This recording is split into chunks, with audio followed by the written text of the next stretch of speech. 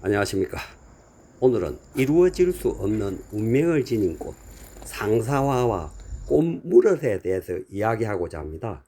상사는 수선화과에 속하는 열이해살이 풀인데 꽃과 잎이 서로 다른 시기에 피어 절대 만나지 못하는 특징 때문에 이룰 수 없는 사랑이라는 꽃말을 가지고 있습니다.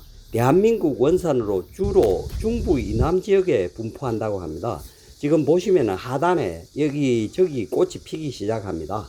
근데 이 꽃은 봄철에 잎이 자라나 6, 7월경에 먼저 시들어 사라진 뒤 꽃대가 올라와 8, 9월경에 이렇게 연분홍색이나 주황색 꽃이 핀다는 것입니다. 계절에 따라 잎과 꽃이 엇갈려 피는 생태적 특징과 종류에 따라서 여러 가지로 구분돼서 이야기하고 있습니다. 상사는 잎이 있을 때는 꽃이 없고 꽃이 필 때는 잎이 없어 서로 그리워만 한다는 뜻에서 유래되었다고 합니다. 꽃대의 높이는 대략 60cm 정도이며 씨앗 대신 마늘처럼 알뿌리 즉 비늘줄기로 번식을 합니다. 상사는 스님을 사랑한 어느 여인의 슬픈 전설을 안고 피는 꽃이라고 합니다. 불공을 들이려고 절집을 찾은 어느 여인이 그곳에서 만난 스님을 사랑하게 되었습니다. 스님과 결혼할 수 없다는 것을 알지만 스님을 향한 그녀의 마음은 떨칠 수가 없었다고 합니다.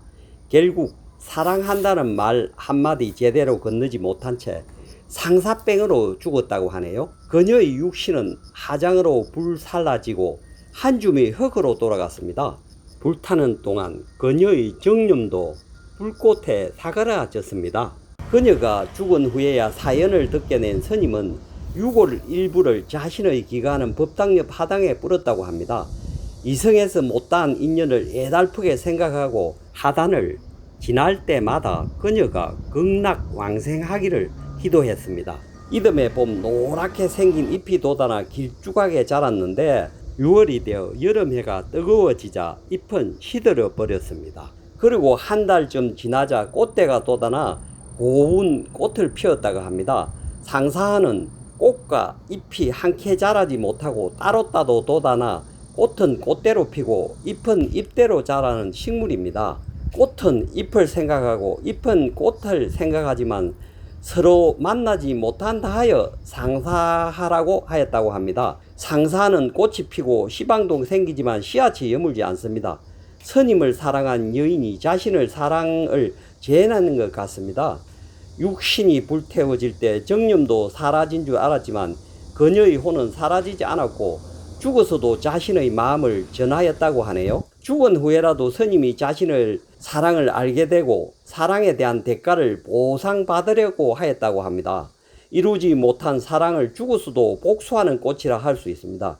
연인이 한번 한을 품으면 5, 6월에도 서리가 내린다고 합니다. 상사가 아름다운 것은 꽃과 잎이 서로 만나지 못하는 거듭되는 학대 속에 피기 때문이라고 합니다. 그래서 인연을 강조한 사찰들에 많이 심겨져 있다고 이렇게 이야기하네요.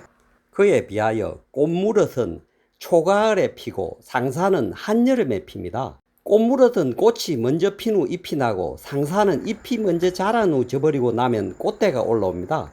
꽃무릇은 선명한 붉은 단일 색상인데 수술이 밖으로 길게 뻗어나와 왕관처럼 생겨 있고 상사는 연분홍색, 주황색, 노란색 등 비교적 다양하며 꽃잎이 비교적 둥글고 단정합니다. 꽃무릇은 일본에서 유래된 석산이라고 불리고 사찰 주변에 군락을 이루고 많이 심겨져 있더라고요. 상사는 토종 야생화로 상가들에 여기저기 많이 자라고 있습니다. 오늘도 끝까지 시청해 주셔서 감사합니다. 즐겁고 행복한 시간 되세요.